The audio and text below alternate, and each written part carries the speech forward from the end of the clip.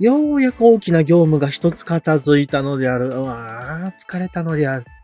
しかしな、せっかく有意義な時間を使えるのであれば、ちょっと落書きでもしよっかの。ツイッターで募集しようなのである。ちょっと落書きしたいので、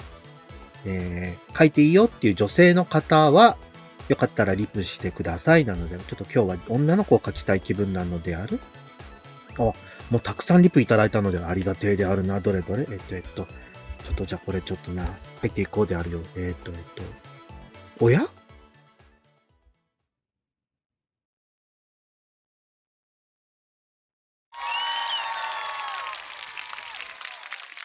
斉藤先生、この企画は女性の方のみなので、ちょっと、いや待てよ。斉藤先生がこのリクエストに挙手されたということは、斉藤先生は可愛らしい二次元美少女になりたいということなのではないのか？であるならば、精一杯、その役目、務めさせていただきますである。というわけで、今回は斉藤直樹先生を可愛らしい美少女キャラにしていこうと思うのであるぞ。もちろん、ただのネタ動画というわけではなく、どのように可愛らしくキャラクターにしていくのか、元の要素や設定をどのように拾って書くのか、という点について重点的に話をしていこうと思うので、様々なものをキャラクター化したいと考えておるものは、ぜひ最後まで見てもらえると嬉しいのであるぞ。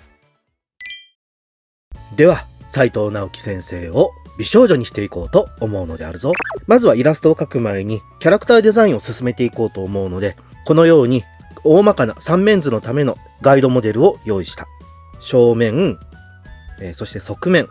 そして背面の3つを描くことで、イラストで描く際の参考資料にもしようと思うのであるぞ。今回新たに使うのが、こちらにあるサブビューというものである。ちょっとウィンドウを大きくするであるな。もうすでにちょっと用意はしてあるんだけれども、こちらのサブビューというのは、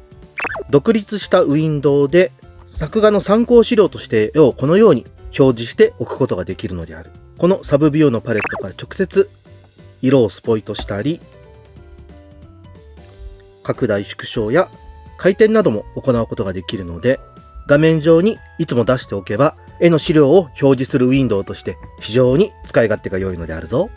ちょっとこのぐらいにしておいて、斉藤先生といえばやはりこの帽子とメガネは外せないと思うので、これはまずキャラクターを構成するパーツとして入れようと思うのだけれども、なので斉藤先生はただそのままじゃあ美少女化すれば良いのかといえばそういうわけではなく、やはり見たものがわーって可愛いなってなる美少女にするというのも大事だと思うので、テーマを決めておこうと思うのである。言ってしまったらここからは完全にもう捏造であるよな。斉藤先生ではない要素を足していくということになるので、入れれば入れるほど斉藤直樹先生というビジュアルからは離れていってしまうわけだ。だけれども、それを入れることで美少女としてのケレン味を出していく、クオリティを高めていくものになるので、このあたりのさじ加減というのはかなり作家性が出るところなので、今回はあくまで我がやってみる一例ということで参考程度に聞いてもらえればと思うのであるけれども、まず我が思う斉藤直樹先生といえば、まず、これは結構斉藤直樹先生にも何回か言ったことがあるんだけれども、お絵描きを目指している方々にとっての希望というか、こうすればこうなるっていうのを現役のプロの方が教えてくださるっていうのは、どれだけみんなにとっての太陽になる、その希望になる、で頑張れるんだ、明るさになるっていうのが、我はすごく斉藤直樹先生は太陽だなと思っておって、それの要素はどこかに入れたいなということと、相反する要素ではあるんだけれども、もし我が斉藤直樹先生を美少女化するんだったら入れたいなと思った要素が、魔女なのである。なんというのかね、にわかには信じられないことを目の前でやってみせることであったりとか、もうある種奇術魔術のように、デジタルの描き方であったり、精神論であったりと、絵を構成するためのいろんな技術というのを教える。これはもうまさに魔法だと我は思っておるので、それはまさに美少女にするのであれば魔女が良いのかなと思ったので、この太陽と魔女という2ワードをキャラクターデザインする上でのメインテーマとして書いていこうと思うのである。ではな、ちょっと資料を見ながら書いていこうと思うのである。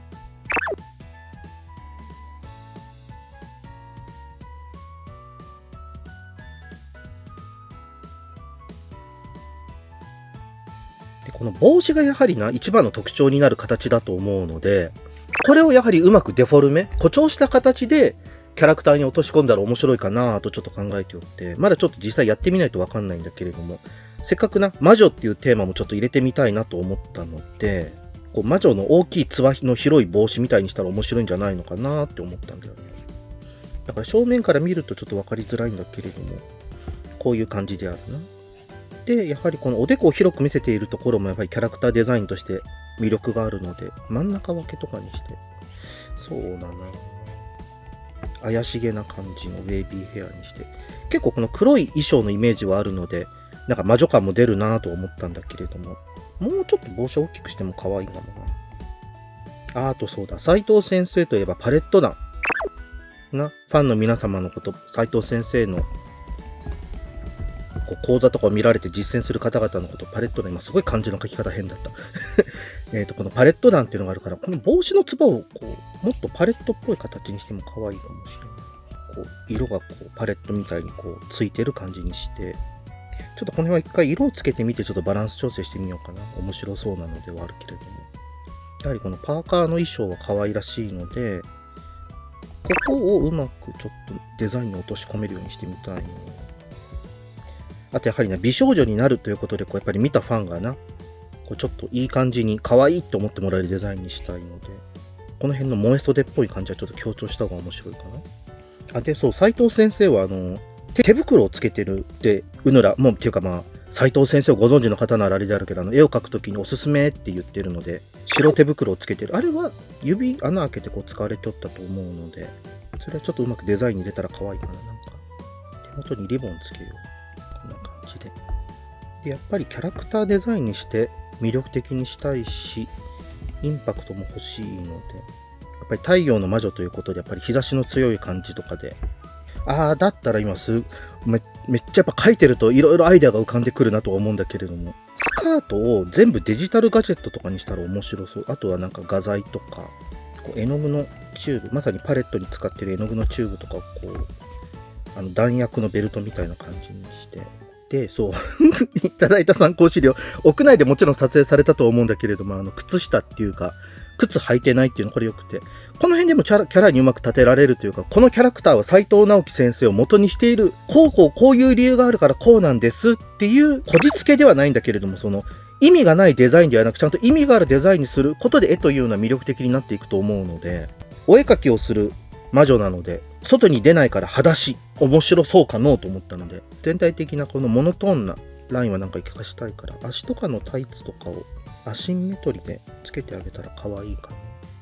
じゃあちょっとこの調子でちょっと三面図のデザイン、これをベースにもうちょっと起こしてみようと思うのである。というわけで、キャラクターデザインが完成したのである。それがこちら。じゃじゃーん。斉藤直樹先生を少女化した設定画がこちらになるのである。イエーイ。いやー、めっちゃ本気。いや、もう魔王はいつだって本気であるけれども、こういうことだからこそ本気を出すのって我は大事だなと思っておるので、いつも以上にちょっと気合を入れさせていただいたんであるけれども、